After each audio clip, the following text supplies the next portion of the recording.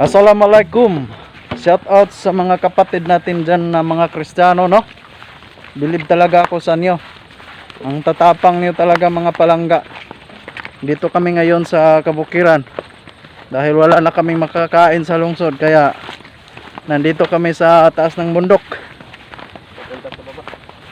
Subukan namin maghanap buhay dito.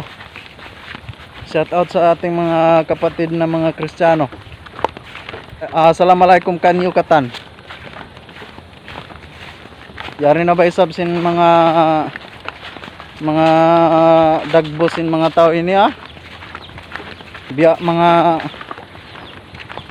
krukotok. Ayan.